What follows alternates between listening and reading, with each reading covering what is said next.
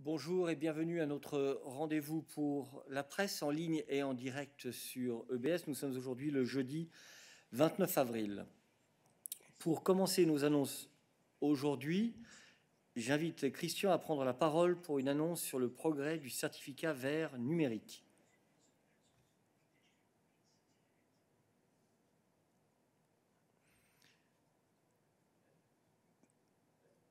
Christian.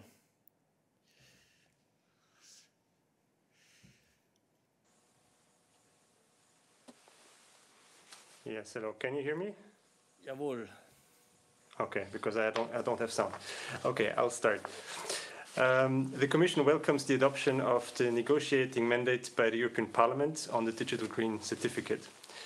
The record speed adoptions both in the European Parliament and the Council reaffirm the EU's commitment to make the certificate a reality before the summer. Both institutions are now ready to start negotiations. The Commission will support and facilitate the swift conclusion of the discussions. We are working at full steam and making good progress, not only in the legislative process, but also in the technical rollout of the Digital Green Certificate. In parallel, it is important that Member States continue to deploy the technical solutions at national level. This should be a matter of priority. Our goal is and remains to have the Digital Green Certificate ready by June. This is both realistic and achievable if we all do our part. We owe this to Europeans. After many difficult months and with vaccination campaigns picking up speed, the certificate will help them to enjoy the summer and to do so safely. Thank you. Merci Christian. Pour continuer, j'appelle Adalbert pour une annonce sur la sécurité en ligne.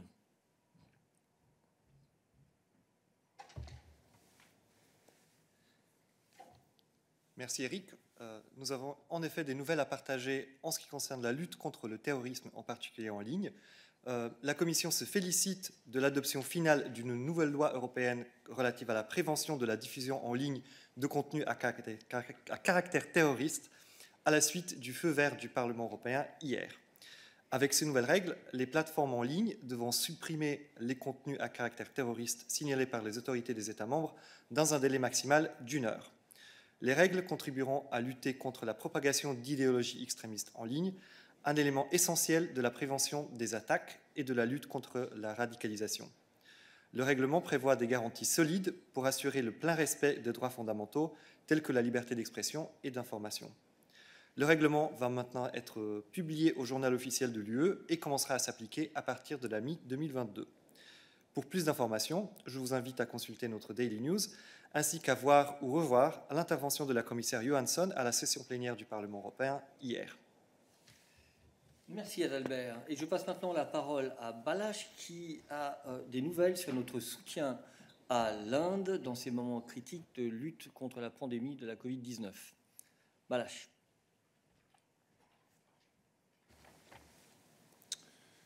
Effectivement, l'Union européenne achemine une aide supplémentaire par l'intermédiaire de mécanismes de protection civile de l'Union européenne vers l'Inde, étant donné que le pays est confronté à une situation épidémiologique extrêmement difficile. Alors aujourd'hui, nous remercions l'Autriche, la Finlande, la France, l'Irlande et l'Italie pour leur aide par l'intermédiaire de mécanismes. Les nouvelles fournitures comprennent entre autres 8 générateurs d'oxygène, chacun pouvant rendre un hôpital indien autonome en oxygène pendant une dizaine d'années, des concentrateurs d'oxygène, des cylindres d'oxygène, de l'oxygène liquide, des ventilateurs et des médicaments antiviraux, y compris Remdesivir. Nous continuons bien sûr à suivre de près la situation et à acheminer l'aide nécessaire, et vous allez trouver les chiffres détaillés dans notre Daily News. Merci beaucoup Balázs pour cette dernière annonce.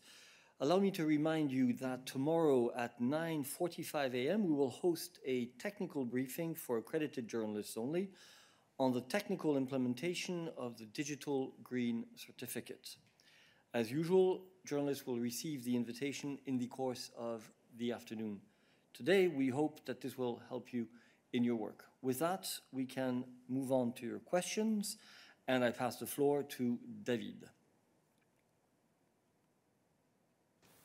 Oui, merci Eric. J'aurais deux questions sur le thème des vaccins et en particulier les données que vous avez publiées aujourd'hui. Selon le site de la Commission, 162,6 millions de doses ont été livrées aux États membres. À la fin du mois de mars, au début du mois d'avril, le commissaire Breton avait dit et écrit qu'il s'attendait à 100 millions de doses au moins par mois à partir d'avril. Je voulais savoir où est le problème, vu on est à la fin d'avril, donc il manque sûrement quelques dizaines de millions de doses par rapport à l'objectif que le commissaire Breton avait indiqué. Deuxième question sur les exportations. Je voulais savoir si vous pouvez nous donner les derniers chiffres que vous avez en termes de doses qui ont été exportées vers des pays tiers selon le mécanisme de transparence et quelles sont les principales destinations selon les chiffres à jour. Merci beaucoup. Merci. Je passe la parole à Stéphane sur le premier point et à Myriam ensuite sur le second. Bonjour David. Je ne suis pas sûr si je comprends la question où tu dis où serait le problème. Tu te souviens que la présidente a annoncé à plusieurs reprises plusieurs chiffres importants sur la base desquels nous travaillons pour assurer en effet la livraison d'un nombre suffisant de doses. Et comme tu sais, en ce qui concerne le premier trimestre, on a eu 100 millions de doses qui ont été livrées. Pour le deuxième trimestre, nous nous attendons à des livraisons de plusieurs sociétés, dont, et je peux peut-être répéter les chiffres sur base desquels nous travaillons, c'est 250 millions de doses venant de BioNTech Pfizer. Ça inclut les 50 millions qui ont été ajoutés grâce à l'accélération de la production de 50 millions de doses, normalement étaient prévues pour le quatrième trimestre et seront donc maintenant livrées le deuxième trimestre. Nous avons prévu 35 millions de doses de Moderna. AstraZeneca avait indiqué la livraison de 70 millions de doses pour le deuxième trimestre et Johnson & Johnson a indiqué 55 millions de doses, ce qui donne un total de 410 millions de doses. Et comme tu sais, ce qui compte pour nous ici, c'est que nous soyons en mesure d'atteindre l'objectif de 70%, de 70% de la population adulte vaccinée. Et sur base des chiffres que je viens de donner, sur base des contacts que nous avons avec les sociétés, nous pensons en effet qu'il serait possible d'atteindre cet objectif de vaccination déjà au mois de juillet. Merci. Merci. Pour ta deuxième question, je passe la parole à Myriam. Oui, bonjour. Je peux confirmer que depuis que le mécanisme d'autorisation et de transparence pour les exportations a été mis en place fin janvier jusqu'au 27 avril, on a autorisé 779 exportations par les États membres et on a encore un rejet, comme vous le savez bien. Le total des doses qui ont été autorisées pour exporter jusqu'au jour 27 avril, c'est 148 millions pour destiner à 44 pays. En ce qui concerne les principales destinations, je peux peut-être partager ici les top 3, les trois premières destinations. David, si tu veux plus de détails, tu peux me contacter en bilatéral. Alors, la première destination, c'est le Japon pour un total de 52,3 millions de doses. La deuxième destination, c'est le Royaume-Uni pour un total de 17,3 millions de doses. Et la troisième destination, c'est le Canada pour un total de 14,2 millions de doses. Merci. David, tu as une question de follow-up. Oui, pour clarifier, merci à Myriam et à Stéphane, à tous les deux pour les réponses. Just to clarify, Stefan, in a post on LinkedIn, for example, but also in other public statement, Commissioner Breton said, "We expect more than 100 million per month for the next quarter." which means that in April, according to this statement, the number of doses delivered to member states should have been 100 million at least. That's the reason of my question. Where is the problem? Why we are not at 100 million per month in April? Thank you. David, vous pouvez me passer la parole? Merci David. Je crois qu'il ne faut pas oublier que nous raisonnons toujours en termes de trimestre et que l'objectif initialement c'était 300 millions de doses au deuxième trimestre. Entre-temps, les choses ont évolué comme Stéphane te l'a fait remarquer. Et donc, il n'y a pas de problème. Dans les faits, ce à quoi nous nous attendons, c'est de largement dépasser le seuil des 300 millions de doses sur le deuxième trimestre. Il n'y a pas de chiffre spécifique qui est fixé par mois. Et je te rappelle par ailleurs que de toute façon, les livraisons dépendent des contrats spécifiques et des calendriers spécifiques définis par les États membres bilatéralement avec les entreprises. Donc, ça n'est pas que chaque mois, nous devons recevoir exactement 100 millions de doses, c'est que sur l'ensemble de la période, nous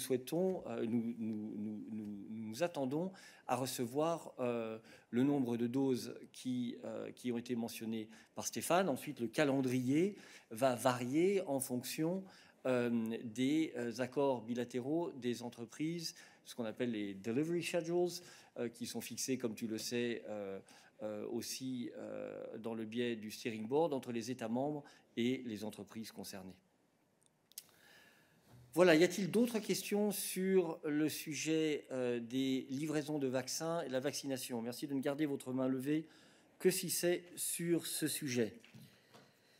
So please only keep your hand raised if you are on vaccines and vaccination. Tommaso.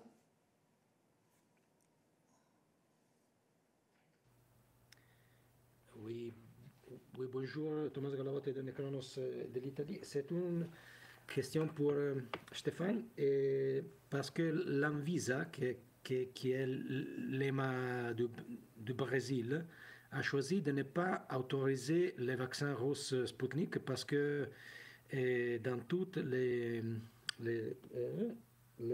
flacons examinés, il y avait un adénovirus qui est capable de se répliquer. Je sais que c'est un sujet de compétence de l'EMA plutôt que de la Commission, mais est-ce que vous avez quelques commentaires à faire à ce sujet? Et compte tenu du fait qu'il y a des pays qui sont en train de vacciner avec Sputnik. Oui. Merci. Merci beaucoup, Tommaso. Je pense que tu as donné la réponse. C'est une question qui doit être gérée ou à laquelle les collègues de l'agence EMA sont mieux placés pour donner une réponse. Tu sais que l'EMA est en train de faire un rolling review du vaccin Sputnik. Comme tu sais aussi, ce qui est très important pour nous, c'est que tous les vaccins qui, du moins, font partie de notre portefeuille de vaccins passe par cette analyse approfondie de l'EMA. Et en ce qui concerne le vaccin Sputnik, EMA est maintenant en train de faire un rolling review et je t'invite à contacter l'EMA pour cette question-là. En ce qui concerne l'aspect d'autres États membres qui ont choisi ou qui comptent choisir ou accepter ou introduire l'utilisation du vaccin Sputnik, là aussi je pense que notre position est très claire là-dessus. C'est ce que nous avons toujours dit. En ce qui concerne les vaccins qui ne font pas partie de notre portefeuille de vaccins, les États membres ont la possibilité, ont le droit d'acheter ce genre de vaccin. Ce qui compte pour nous, comme toujours je viens de le dire, c'est que l'EMA puisse faire une évaluation de tous les vaccins qui font partie de notre portefeuille. Si un autre État membre décide d'utiliser les vaccins et il n'y a pas eu d'accord ou d'autorisation de la part de l'EMA, alors c'est à l'État membre en question de faire une autorisation d'urgence, comme tu le sais bien, ce qui vient avec certains risques, je dirais, dans la mesure où toutes les questions de responsabilité sont dans ce cas-là portées par l'État membre. Mais je pense qu'ici, je ne fais que répéter ce que nous avons déjà dit à de multiples reprises dans la salle de presse. Merci Tommaso. Merci Stéphane. On continue avec les questions sur les vaccins, la vaccination. Griselda.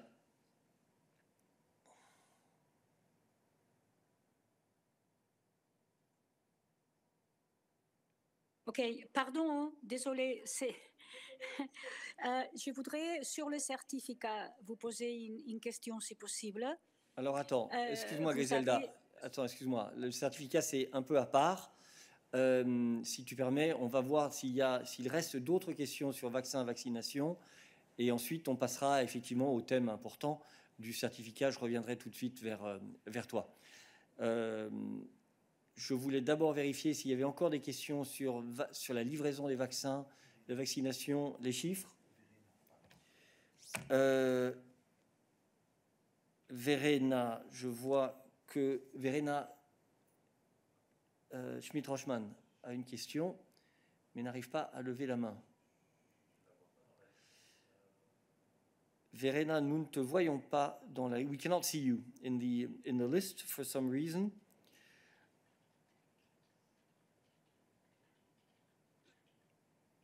So what I suggest is that you ask your question in the chat. We will, or you try to refresh the page, indeed.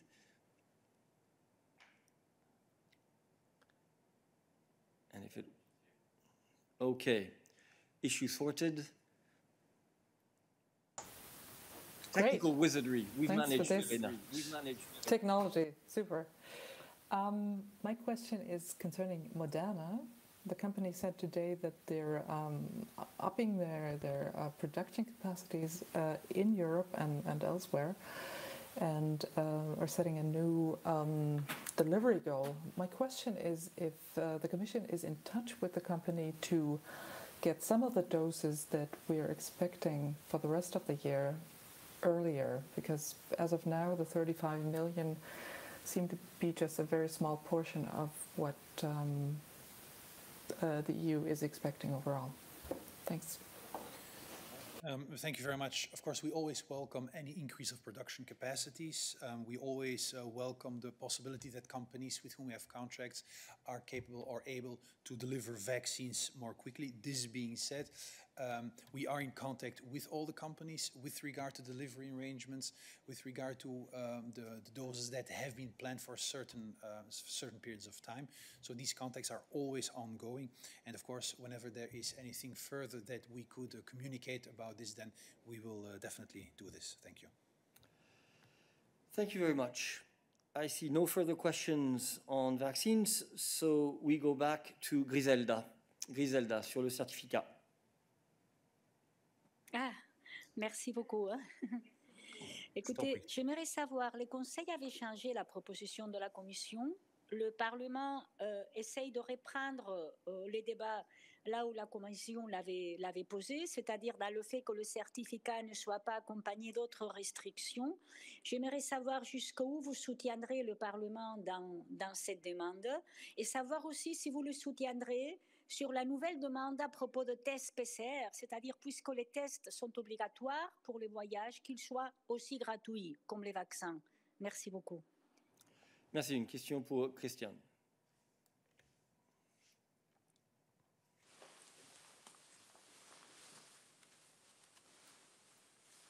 Oui, ça va? Nous ne te voyons pas, mais nous t'entendons. Nous ne te voyons pas, mais nous t'entendons. C'est étrange. Alors, c'est la poésie des réunions virtuelles. Ok. Aujourd'hui, c'est difficile avec Interactio. Ok. Alors, Christelle, merci pour ta question concernant la question sur les restrictions de libre circulation.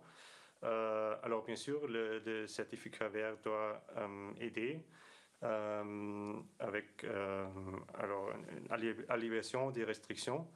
Et le but est de faciliter la libre circulation dans une manière sûre. Nous pensons que c'est une opportunité pour les États membres de changer les restrictions en place. Les États membres doivent alors traiter les citoyens avec un certificat vert dans la même manière que leurs propres citoyens. Alors, concernant les exceptions de la libre circulation, alors dans cette manière, il y a un clair incentif, si ça marche en français, ce mot, pour allévier les restrictions, un incentive for lifting restrictions. Alors c'est maintenant pour les négociateurs ou pour les négociations entre les institutions pour trouver une solution commune pour cette question importante. Et je vais demander la deuxième question, c'était quoi encore? Jusqu'à quel point nous allons soutenir aussi le Parlement dans ce que Griselda dit être sa demande pour des tests gratuits. Ah oui, pardon. Pour les tests, alors notre proposition est très claire. Les certificats ou alors pour les citoyens, il ne faut pas avoir des coûts pour les certificats. Les certificats doivent être gratuits. La question des tests, ça est une question qui n'est pas couverte par notre proposition et c'est aussi pas un domaine qui se relève à la compétence de la Commission.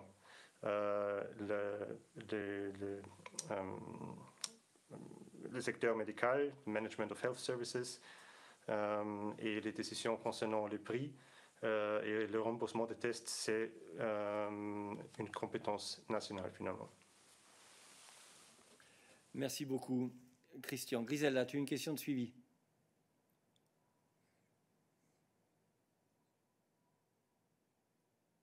Pourquoi ça ne marche pas? Ah, maintenant, merci. Donc, vous ne soutenez pas le Parlement dans sa demande de gratuité de tests? Non, mais Griselda, la Commission fait une proposition sur base de ses prérogatives et des compétences de l'Union européenne. Donc ensuite, il revient aux deux institutions de voir si elles peuvent se mettre d'accord sur des amendements proposés par les uns et les autres. Nous, notre objectif, c'est de faire en sorte que grâce à cette proposition, il y ait une facilitation des voyages en Europe et une cohérence de ces voyages en Europe. N'oublie pas que la proposition ne dit pas que les États membres doivent lever toutes les restrictions au voyage. Ça, c'est quelque chose qui relève de la compétence sanitaire des États membres. Donc, cela comprend aussi la question des tests dont tu viens de parler. Mais pour nous, ce qui est très important, comme l'a rappelé Christian, c'est que les institutions se mettent d'accord sur un cadre qui soit cohérent et donc clair et facilement compréhensible pour les citoyens de l'Union européenne. Et par ailleurs, je te rappelle que le trilogue ne fait que commencer et que ce n'est pas ici, en salle de presse, que la Commission réagit aux annonces faites par l'une ou l'autre institution. Il y a un processus au sein de la Commission pour analyser les résultats des premiers trilogues, des trilogues au fur et à mesure qu'ils se déroulent, et fixer notre position. Donc je crois qu'il faut que nous restions dans ce cadre institutionnel qui est clair et qui a un but précis. Tu as encore une question de follow-up? Excuse-moi. Est-ce qu'il y a une raison, merci. Est-ce qu'il y a une raison technique ou réglementaire pour que les vaccins soient gratuits et les tests non, si les deux, ce sont des conditions préalables, disons, pour le voyage? Est-ce qu'il y a une raison pour faire une différenciation là? Mais je ne sais pas qui est en train de faire ces différenciations, mais certainement pas la Commission européenne. Je crois que là, tu poses des questions qui ne sont pas du ressort de la Commission européenne. Donc il faut que tu adresses cette question à ceux dont c'est la responsabilité, c'est-à-dire les États membres.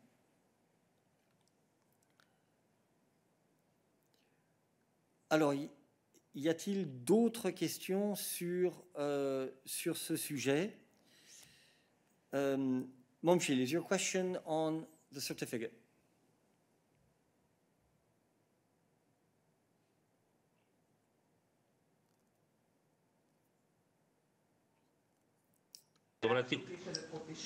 Momchil, we're on the issue of the green.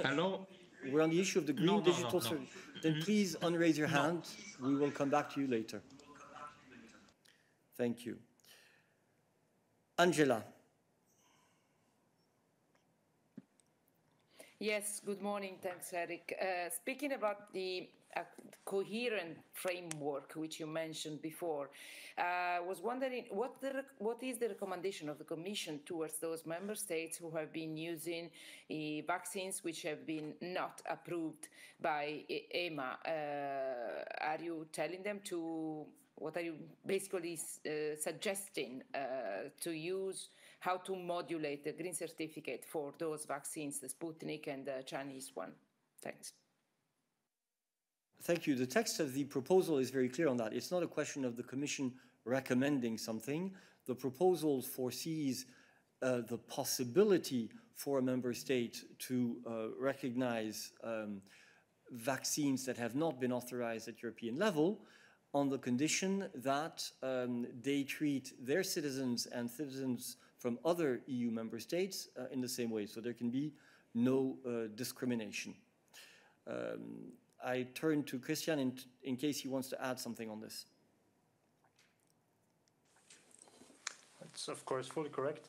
Just maybe just to add an additional clarification that also for these vaccines, citizens can get the digital green certificate. The only question is, as Eric just explained, that then the recognition is left in the hands of the member states. So that means that you would have in your certificate the fact that you have been vaccinated with one of those vaccines. So remember, this is an information tool, first and foremost. It's an information tool to facilitate travel by making it clear and non-falsifiable that you either have been vaccinated, have the PCR test, or have antibodies related to a recent COVID infection. Then you have an extra layer, which is what member state authorities do on the basis of that information. So your green certificate might well show that you have been vaccinated with a non-EMA approved vaccine, and then member states have the opportunity of granting you facilities, let's say, for travel, but then they have to do so in the same manner for their own citizens and for citizens of the rest of the European Union. Angela, you have a follow-up.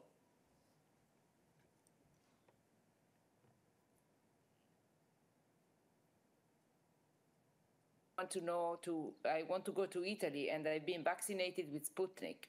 I can go to Italy only if Italy recognizes Sputnik as a good vaccine for the Green Pass. So how can't there be discrimination of European citizens if any member state will decide, will make its choice on this? No, Angela, I think you're confusing two things. The certificate is not about allowing or forbidding travel. It has nothing to do with that. It is a system of information on your health status in relation to COVID. You will still have the right to travel to a country in the European Union if you have been vaccinated with Sputnik. It may be that the conditions that apply to you upon entry, such as the necessity to have a PCR test or the necessity to go into quarantine, will be specific to the fact that you have been vaccinated with a non-EMA approved vaccine. These are all things that will be modulated by the member states. Remember, you need to remember, it's extremely important, member states have the prerogatives, the responsibility when it comes to health safety measure. The Green's digital certificate does not change this. But what it tries to do is to ensure that, first of all, the status of all travelers in the EU will be documented in a consistent and clear fashion, and that then the measures which are taken are coherent based on that information. I hope that's clear, but of course, I understand that in this initial phase, these concepts will need to be clarified time and time again, and we will see, of course, how the discussions in the trilogue will, between the two institutions will develop. But it's important to make that distinction between the health competences of the member states and the role of the certificate. Oliver, you have a further question on this issue. Yes, hi. On the prices, on the question whether PCR tests should be free or not, in your work, in your preparatory work on the certificate proposal, did this question ever come up? And with hindsight, do you think it would have been good to address this issue, regardless of whether it is part of your remit, the Commission's legal remit or not? Because if tests cost money, people might not be inclined to use the certificate and not travel simply because they say it's too expensive. An example, in Poland currently, a test costs about 140 euros in many places. And you know, the average monthly income in Poland is not particularly high. So this is a huge burden for actually making use of the certificate and you know, opening up borders. Thank you. Thank you. I don't think that here in the press room we will go into issues related to the preparatory work that went on into the proposal. As you know, what stands is the proposal as adopted by the college, and we may have views on many things when it comes to the price of goods and services across Europe.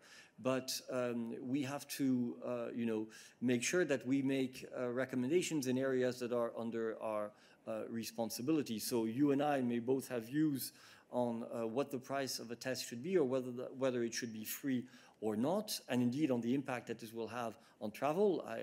I fully understand the point that you are making, but ultimately, you know, in our European Union as it stands today, this is a decision for member states. Now, of course, we want the certificate to be widely used. That's absolutely clear. And we hope that member states will put in place policies that enable this and that enable travel through Europe as soon as it is in place. Jorge.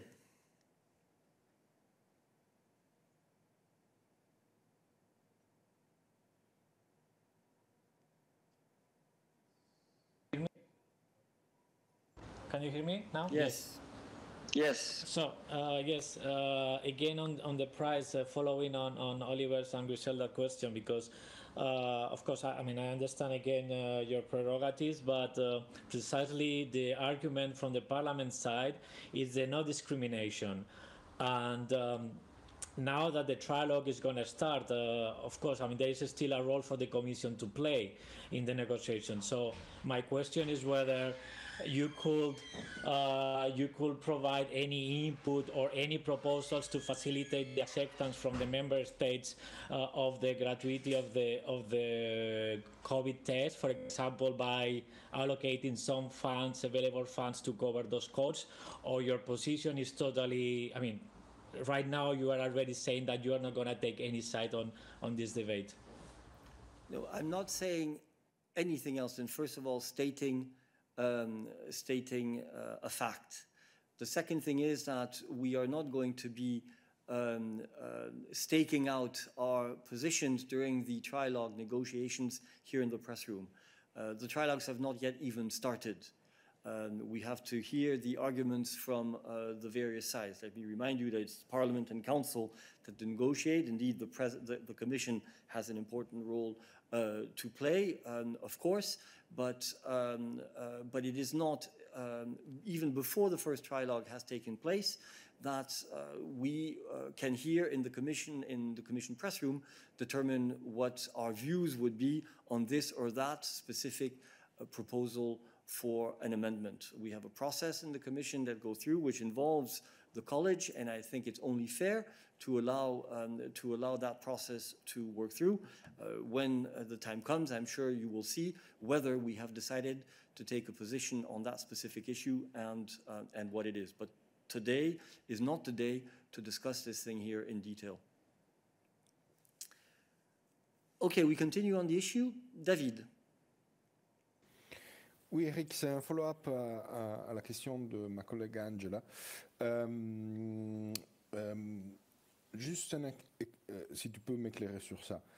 Est-ce qu'un État membre pourra imposer une quarantaine ou un test ou les deux si une personne a été vaccinée avec les vaccins approuvés par l'EMA?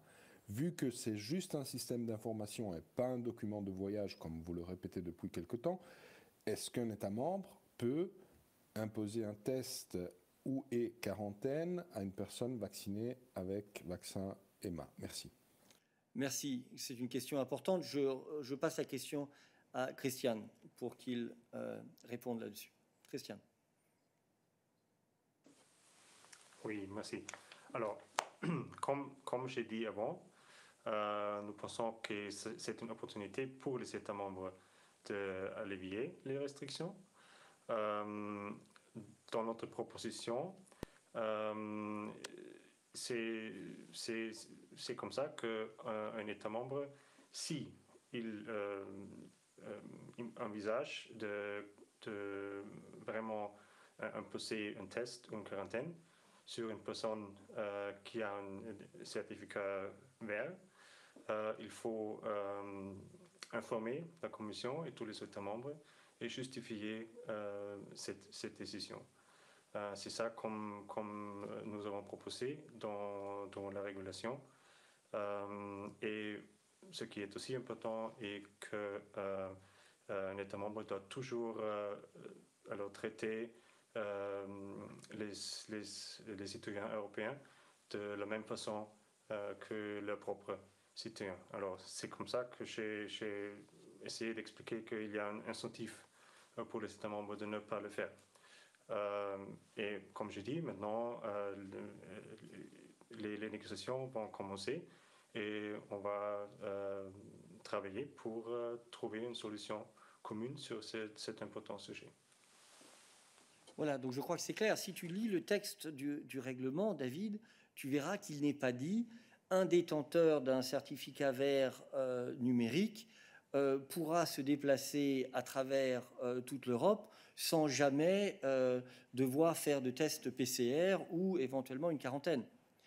Ce qui est dit, c'est ce que Christian vient de dire, c'est que nous demandons, dans le cadre de cette proposition, aux États membres de notifier, s'ils pensent que c'est encore nécessaire, toute mesure d'ordre sanitaire qu'ils souhaiteraient imposer malgré tout à une personne détentrice de ce certificat et ne pas faire de distinction entre leurs propres citoyens et ceux d'un autre État. Quand je dis État tiers, je veux dire un autre État de l'Union européenne, et que cela soit proportionné. Donc, il faut bien encore comprendre que la compétence en matière de mesures sanitaires, elle est avec les États membres. Mais par le biais de ce système, nous essayons de faire en sorte que le système soit le plus cohérent possible et qu'il soit d'une certaine manière le plus léger possible.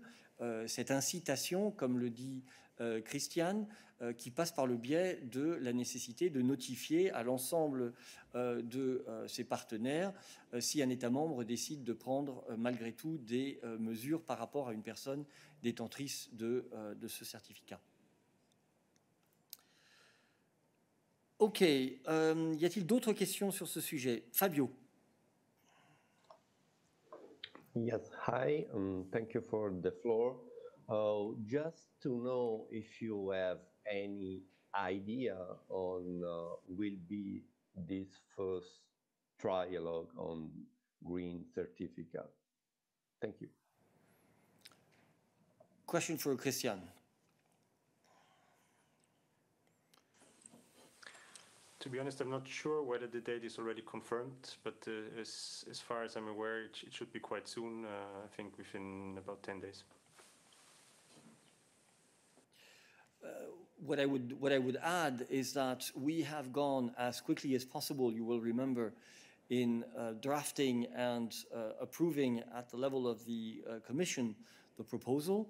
We welcome the fact that both Council and Parliament moved as well very speedily in adopting their respective positions, which has led us to a situation where we can start the trilogues very quickly.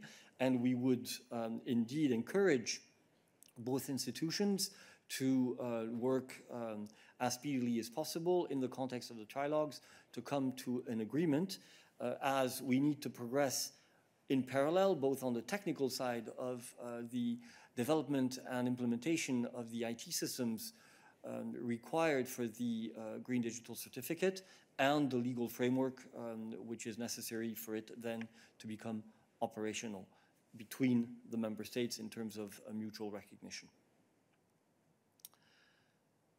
Okay, I see no further questions on this issue for us today, so I go back to Momchil, who had a question on a different subject. Momchil, you have the floor.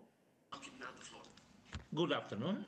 My question is about a topic on something which happened yesterday in Bulgaria. So yesterday in my country, the Committee on Legal Affairs of the Bulgarian National Assembly adopted at first reading the closure of the specialized courts and prosecutors' offices.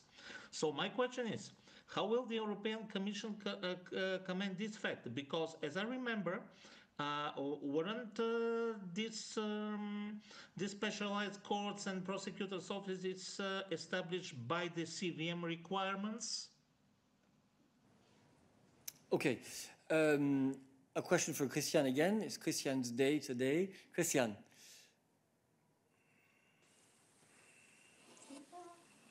It seems so, and by now I also figured out my technical problems. So, thank you, Momchil. We are aware of these developments. As you said yourself, this is we're talking here about law at draft stage, at first reading in the Parliament. So, as you know, we do not comment on drafts usually. So all I can say at this stage is that we of course monitoring these developments in the context of the preparations of the 2021 Rule of Law report. Thank you, Christian. Momchil, you have a follow-up. Well, but weren't these courts and the prosecutor's office created under the requirements of the CVM or not? Christian.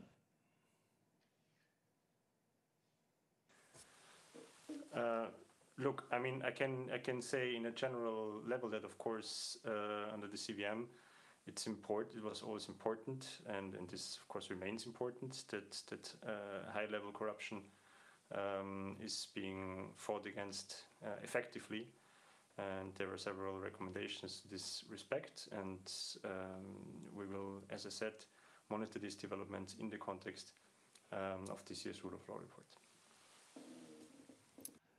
Thank you. Okay, we move on, and I now give the floor to Athanasios. Hello there. Foreign Affairs this time. Do you have any comments on the ongoing negotiations in Geneva and the potential outcomes and the announcements that were made already there on the following steps? Thanks. Thank you, Athanasios. Great backdrop, by the way. Peter.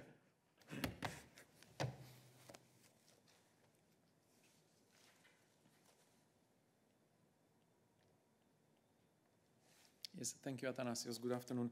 Well, we are, of course, following very closely, and I can only recall that the EU continues with its support for the efforts of the United Nations and for the ongoing efforts to create the best possible conditions for the next meeting. We welcome the announcement by the Secretary General that the participants agreed for another 5+1 meeting, and as I said, the EU continues its support to the UN and all the efforts in this context. Athanasios, you have a follow-up.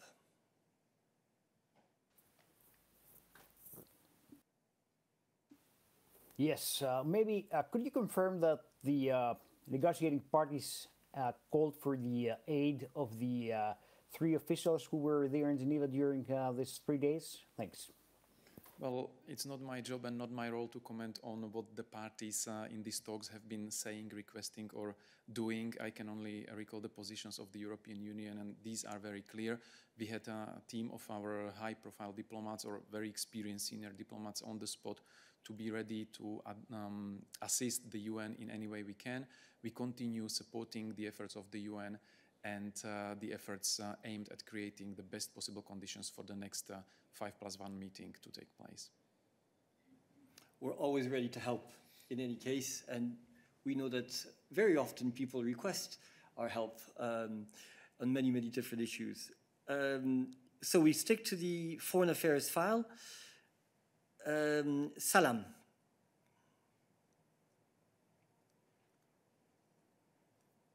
The Jacob again, and just I want to check. Can you hear my voice, or we can hear your voice, but you always have to wait a little bit before you start speaking. That your mic has been turned on. Because I'm looking at your reaction, so I thought that it's not okay. So just my question: we know that it's on continue the negotiation, the talks in Vienna, but recently we heard about difficulties in negotiation or in the talks, especially by the Russian envoys about the lifting, Iran asking for lifting all the sanctions. Where are we now exactly? Are we ready? Is the American, the U.S. administration ready to lift all the sanctions? What are the efforts actually to help to facilitate the negotiation between both sides? Well, I think this question should be probably addressed to the Americans on behalf of the EU, who is acting as a coordinator of the JCPOA. I can say that where we are in the process. The process continues. There was another meeting of the Joint Commission in Vienna this week on Tuesday, and the process continues. The diplomatic efforts are continuing at various levels in the form of various contacts between the participants, between us as the coordinator and individual participants, and also between us and the US side. But since we are in the process, very sensitive diplomatic process, I'm not at liberty to go into the details. You know that we are not commenting publicly every single step that is made in these processes in general. So the diplomacy is at its best, it's working very hard, and we are hoping for achieving the progress. Thank you. You have a follow-up, Salam. Actually, can we know just when the first step from one of the sides, the American or the Iranian, might be taken? And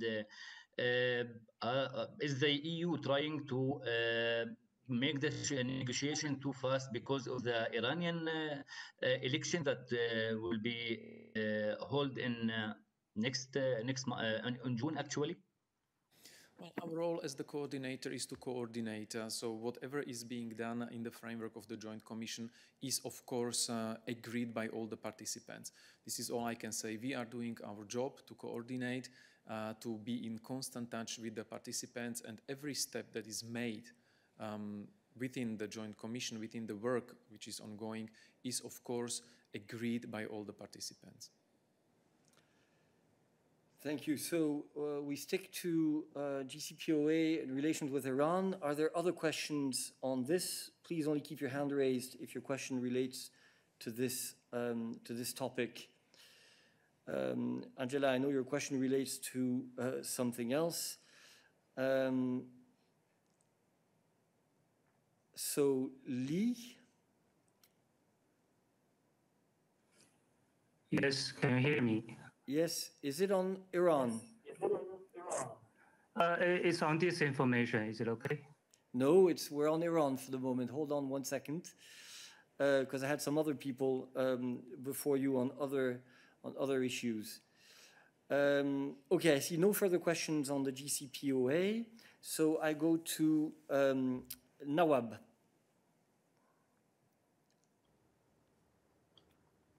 Yes, thank you, Eric. I have a question actually on elections in Palestine. There are reports that they could be cancelled. So are you in touch with the Palestinian and Israeli side on this? Thank you. Yes, thank you, Nawab. And of course, we are aware of all the reports which are out there. But for us, what is important is the official announcements and decisions. I can only recall what the HRVP Borrell said to Palestinian Foreign Minister Riyad al-Malki last Monday when he was here in Brussels on the 19th of April, that the EU strongly support holding of the elections in the Palestinian territories, in the whole of Palestinian territories, including Eastern Jerusalem, and that the EU stands ready to support this process because having accountable, inclusive, elected institutions is very important for running the public affairs of Palestine. And we are supporting the Palestinian Authority in the efforts. We were ready to send out a supporting mission for election observation. Unfortunately, our request to the Israeli side to gain access or to get the permits for access have not been answered until today, but the EU remains ready to support the process. And where we stand now is that we have not seen any official announcement so far regarding a possible postponement of the date, which was, I think, originally announced for 22nd of May. Thank you. Okay, we move to Angela. You have a question on Scotland. Yes, thank you. Ahead of the elections in Scotland next week, there is this petition to European leaders signed by 100 intellectuals and writers, among them also the Italian Elena Ferrante. They asked the EU to basically to make a unilateral and open offer of membership to the EU to Scotland. In the light of the fact that the Brexit referendum, 62% of Scottish people voted for the EU, as well known, what's the comment on this letter? Thanks. Thank you very much, Angela. But as you know, this is not the sort of issue on which we can comment, negotiations on accession are between the European Union and third countries. Therefore, there is absolutely nothing that we can comment on this. Moika.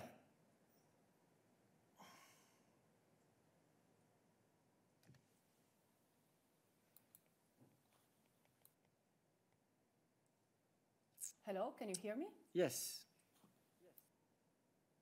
I hope I pronounce your name correctly. No, it's Mojca, but it's okay. Mojca. Okay. Yeah, Mojca. Well, my question is on the Slovenian press agency. The European Commission today has approved the compensation granted by the government. So this last hurdle to the financing of the press agency was removed. And my question is, has the Commission formally notified about this, the Slovenian government? And what does the Commission now expect from the Slovenian government, who is still withholding the financing for the Slovenian press agency? Thank you. Thank you, Mojca. But we are on foreign affairs, so Slovenian state aid related questions we will come back to afterwards. I note down the fact that you've asked this question, and we will come back to that with Ariana later. Christian.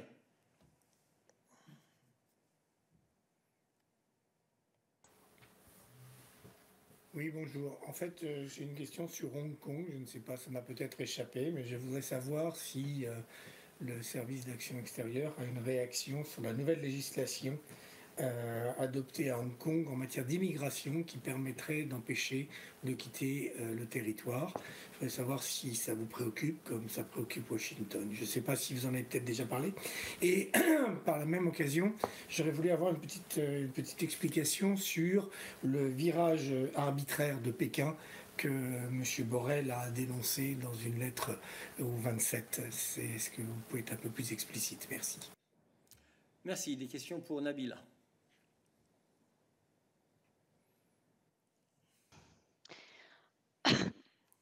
Est-ce que vous m'entendez? Oui, vas-y. Oui. Bonjour Christian, oui, merci pour ta question. Sur Hong Kong, nous n'avons toujours pas vu le texte dont tu parles, donc nous n'avons pas de commentaires à faire à ce stade. Quant à ta deuxième question, j'ai pas très bien compris ta deuxième question, donc est-ce que tu peux la répéter, s'il te plaît? Merci.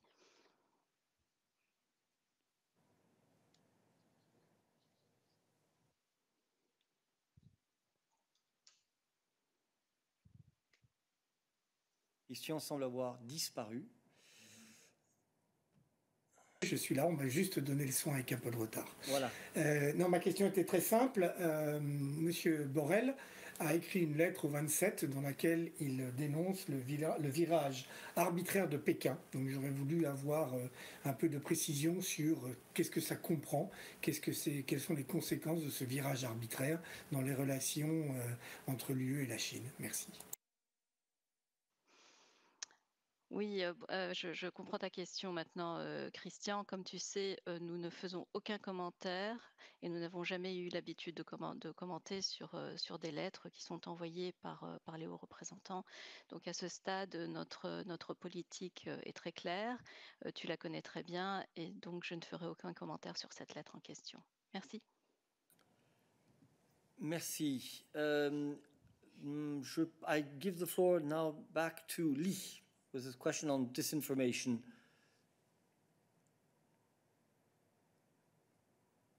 Can you hear me? Yes, go ahead. Good. Yeah, thank you for the floor.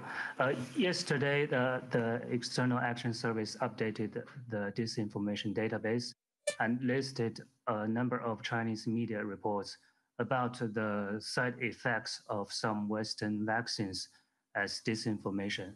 And just about several hours ago, the chief editor of Global Times said on social media what they reported about the negative image of Western vaccines were actually retelling what the Western media said.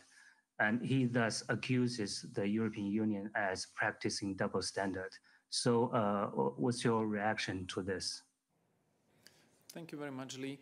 Well, you know that the European External Action Service has one department which deals with fight against disinformation and is analyzing the environment, the media and social media environment for disinformation coming from foreign actors targeting the European Union. And we are publishing almost everyday updates of different examples of disinformation, including exposing those disinformation, confronting it with the facts, and also showing who is spreading those disinformation or fake information or misinformation or misleading narratives. From time to time, we are doing also overall overviews. We call them snapshot overviews. In terms of coronavirus crisis, we started doing it more or less regularly last year when the crisis hit us first. So we published last night an update for last few months to see what are the trends when it comes to disinformation in the broad sense of the word, related to coronavirus pandemic, to vaccines, and to everything what has something to do with the coronavirus pandemic. We work with open sources, and these reports usually back up every claim that we have with a source, with quotation. So I would recommend everyone who tries to put in doubt our findings to double check one more time the sourcing, to double check one more time what we are exactly stating. This is not our opinion, this is what we find in open sources. So of course I don't agree with the assessment that we are practicing double standards. We are following, monitoring and exposing the disinformation from open sources wherever we find it, with the focus on disinformation that is coming from abroad and targeting the EU and its member states. Thank you. Are there other questions on this issue? Julia, I know your question is on Egypt. We'll come to that afterwards. Chen? Hi, yeah, I just want to have a follow-up on the previous question. You know, I don't know, I mean, this is probably the second time EU single out China or Russia for this so-called disinformation, which a lot of Chinese feel unfair. I mean, for example, the Politico, I mean, today had a story about the infight between President Ursula von der Leyen and Charles Michel. So would you call that disinformation as well? I don't know. It's just that Trump has so much disinformation, but you didn't really call it out like you called out China and Russia. Thank you. Okay. I'm not quite sure what the question is. We're certainly not going to comment and start commenting here on articles that are published in other newspapers, and Peter has made our views extremely clear. So I don't think there's anything to add to the previous question, but if you want to, go ahead.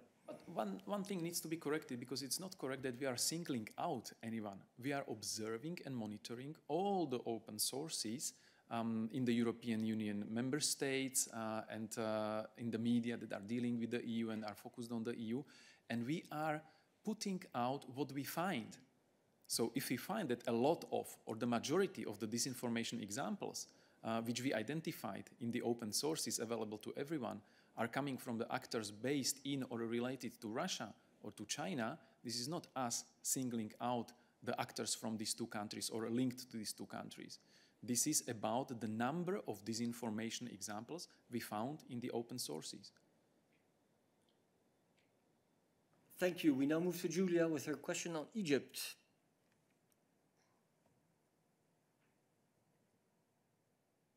My question.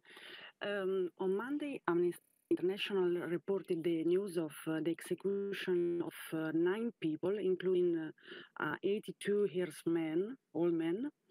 And according to the report of Amnesty about the death penalty around the world, Egypt tripled, so 3 times more, the executions in 2020. So I would like to ask if you have any comment on this, because maybe I'm wrong, but I have not read any comment. Well, I am wrong, maybe.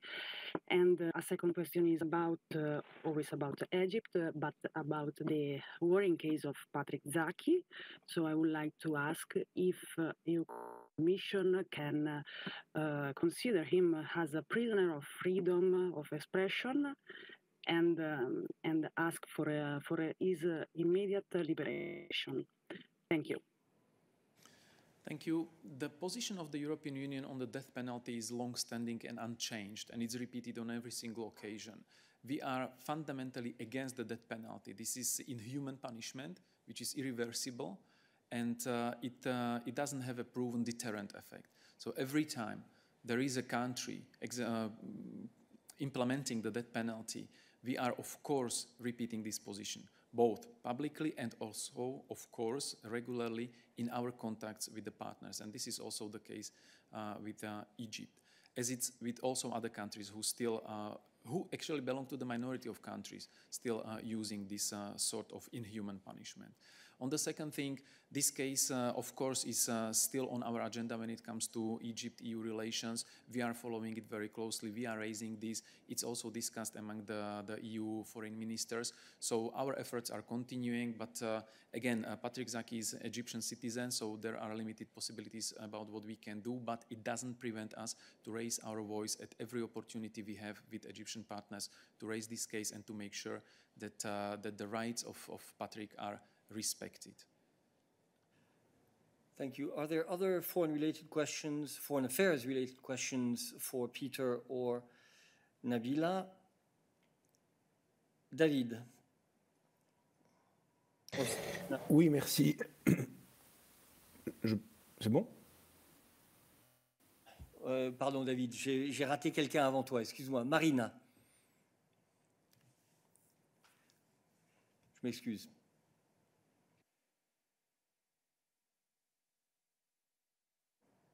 Marina, your mic source seems to be wrong. Go ahead.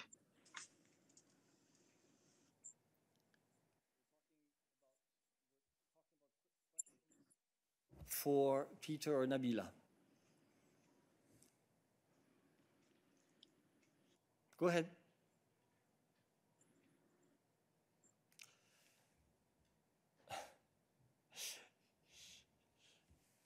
Okay, David, you have the floor.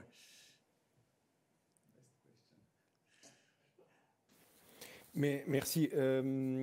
Rapidement, à propos de la Russie et du discours qu'a fait hier le haut représentant, M. Borrell a dit qu'il fallait agir au Conseil de l'Europe, parce que le Conseil de l'Europe avait plus de moyens que l'Union européenne. Je voulais te demander, Peter, si tu peux nous expliquer quels moyens en plus a le Conseil de l'Europe par rapport à l'Union européenne. Je veux dire, l'Union européenne, je crois qu'elle peut adopter des sanctions personnelles, sectorielles, économiques, etc. Le Conseil de l'Europe peut chasser quelqu'un ou suspendre la participation de quelqu'un de l'Assemblée parlementaire, chose qu'a fait avec la Russie, mais après il y a une décision liée à l'argent et à la diplomatie pour faire marche arrière. Donc je voulais savoir qu'est-ce que le haut représentant voulait dire avec cette phrase assez impressionnante pour moi et je ne sais pas pour les autres. Merci. Il faut voir les remarques dans le contexte de la discussion dans le Parlement européen sur la Russie, dans le contexte des exacts sujets que le haut représentant a expliqué ou discuté avec les membres du Parlement européen. La logique dans cette instance, dans cet exemple, c'est que Russie, c'est une partie des conseils de l'Europe. C'est un pays participant. Donc, vous avez toujours plus moyens pour l'engagement dans une organisation où nous sommes membres.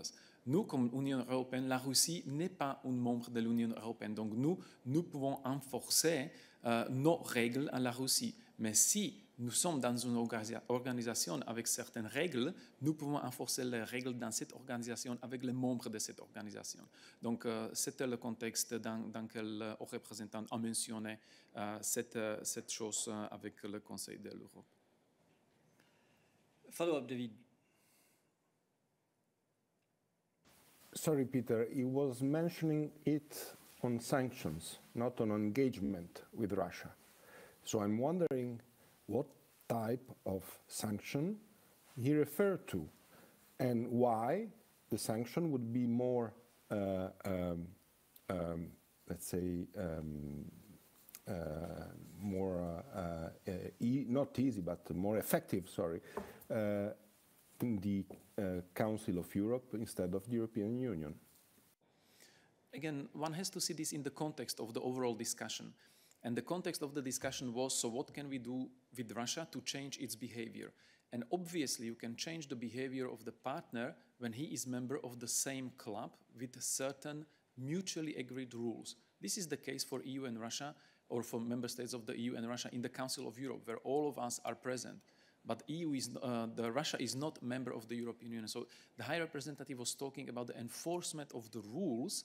So basically, if Russia is not sticking to the rules of the Council of Europe, the Council of Europe, if there is an agreement, can take steps to force Russia either to stick to the rules or to bear consequences. So let's not take out like the remarks in isolation. Let's see it in the context, and let's see what was the debate about. And it's not about the means we don't have and the means the Council of Europe has. It's about the form of engagement and enforcing the respect for certain rules from a party or from a country which is not member of the EU but is a member of organization where we are also present.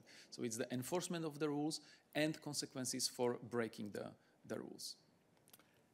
Okay, thank you very much. I'd like to remind you that we have a technical briefing which is coming up, so I will have to interrupt this midday briefing very soon. We will take one last question, a couple of last questions before closing. One is from Marina, who has, it seems, problems with her mic, and who was asking when is the next round of the Belgrade-Pristina dialogue, if I understand correctly. I can answer. Okay, so right now, actually in this moment, the High Representative Borrell is having meeting with Kosovo Prime Minister Kurti. So all these issues are being discussed there. I'm not going to preempt the results of the discussions. I can only recall what the High Representative said already on Monday and what we keep saying all along, that we are ready to proceed with the dialogue or with the meeting in the framework of the dialogue as soon as both parties agree on a mutually acceptable date and agenda. But as I said, this is work in progress. We are having talks right now with Kosovo Prime Minister. We had discussions with Serbia President on Monday. So let's wait and see, and then we will give more clarity about forthcoming steps and dates. Thank you. I'll take one last question on foreign affairs, and then we'll go to Mojca for her question on the Slovenian press agency. Sandor, a question on foreign affairs? If not, raise your hand, but if it's on foreign affairs, go ahead. It's not on foreign affairs. Okay. Sorry, Sandor. We're running out of time, so I go back to the last question from Mojca. Thank you, Peter. And Sandor, I invite you to make contact bilaterally with colleagues on the issue which you wanted to raise, or alternatively to wait for tomorrow's midday briefing.